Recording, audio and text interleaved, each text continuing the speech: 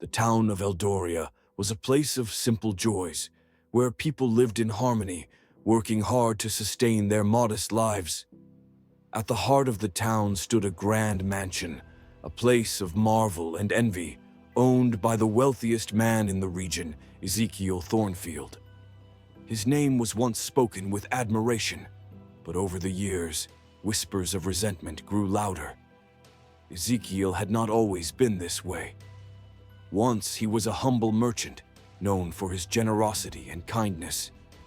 He would give to the poor, help struggling families, and even dine with the common folk. But as his wealth multiplied, so did his pride. Power consumed him like a slow-burning fire, turning the man who was once loved into one who was feared. The transformation. Ezekiel's mansion, once open to the needy, now had towering gates, guarded by men who turned away even the hungriest beggars. His old friends, the ones who had been with him in his humble beginnings, were shunned, replaced by rich merchants and nobles who flattered his ego. One evening, as Ezekiel sipped his golden goblet of wine, an old friend, Samuel, came to his gates. Samuel was once a merchant like him, but misfortunes had left him penniless. Desperate, he came seeking Ezekiel's help. "Ezekiel, my friend, I have fallen on hard times," Samuel pleaded. "A small loan would help me rebuild my business." Ezekiel smirked. "A loan? From me? Samuel, if you could not hold on to your fortune, why should I waste mine on you?" "Because we were once like brothers," Samuel said, eyes filled with hope. Ezekiel chuckled cruelly. "That was when I was foolish. Now I only invest in what benefits me." He turned his back, leaving Samuel humiliated and broken. But fate had a strange way of humbling the proud. The mysterious visitor. That same night, as the winds howled through Eldoria, a strange figure cloaked in shadows knocked at Ezekiel's door. His guards hesitated, sensing something unusual about the visitor, but Ezekiel, full of arrogance, waved them aside. "Who dares disturb me at this hour?" he demanded. The figure stepped into the light. He was an old man, draped in tattered robes, his eyes gleaming with an unsettling wisdom. "I bring a gift, Ezekiel Thornfield," the old man said, his voice eerily calm. Ezekiel laughed. "A gift from a beggar?" The old man extended his bony fingers, revealing a single polished stone. It shimmered in the candlelight, unlike anything Ezekiel had ever seen.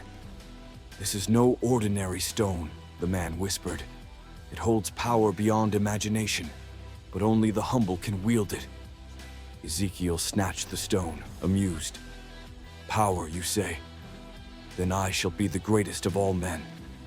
The old man smiled, a knowing, almost sorrowful smile. "Be careful, Ezekiel. Pride is a curse disguised as a blessing." With that, the visitor vanished into the night. The fall of a king. The moment Ezekiel grasped the stone, an overwhelming sensation coursed through him. His mind expanded, his body pulsed with energy. Everything he touched seemed to bend to his will. Business deals became effortless. Rivals cowered before him. Wealth flowed like a river. He became unstoppable. But then, things began to change. Slowly, subtly. His mansion, once filled with admirers, grew empty. His servants quit one by one, muttering of strange happenings, of shadows moving where none should be, of whispers in the night calling his name. Then, his fortune began to vanish. Not in the way of bad investments or theft, but in a manner he couldn't explain. Gold disappeared overnight. Contracts dissolved into dust. His prized possessions crumbled in his hands. Panic set in. He sought out the old man, but he was nowhere to be found. Then one night, as he sat in his dimly lit study, trembling over his dwindling wealth, a whisper filled the room. "The proud shall be humbled, Ezekiel Thornfield." His heart pounded. "Who's there? Show yourself." The shadows moved, and from them, the old man stepped forward. "I warned you," he said, voice hollow. "The stone grants power only to the humble, and you, Ezekiel, have lost what once made you great." Ezekiel fell to his knees. "Please, help me." The old man tilted his head. "Help? Did you help Samuel when he begged at your gate?" Ezekiel sobbed. "I was a fool. I see that now." The old man watched him for a long moment. Then he raised a withered hand. The stone in Ezekiel's grasp turned black and crumbled into dust.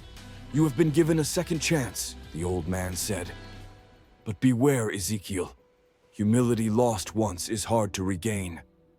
A new beginning. The next morning, Ezekiel awoke to find his mansion eerily silent. His wealth had vanished entirely. His fine clothes were replaced with simple garments. His servants, gone. For the first time in years, he walked the streets of Eldoria, no longer the proud king, but a man among men. He found Samuel working at a small market stall. Tears welled in Ezekiel's eyes. "Samuel, I was cruel to you. I turned my back when you needed me. I have lost everything now." Samuel looked at him, then smiled kindly. "Then you have gained something greater." Ezekiel, with no riches left but his newfound wisdom, worked alongside Samuel, building from nothing.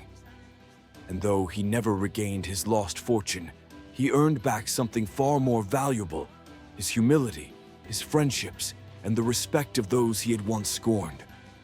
And so, Ezekiel Thornfield, once the richest man in Eldoria, became the wealthiest in a different way.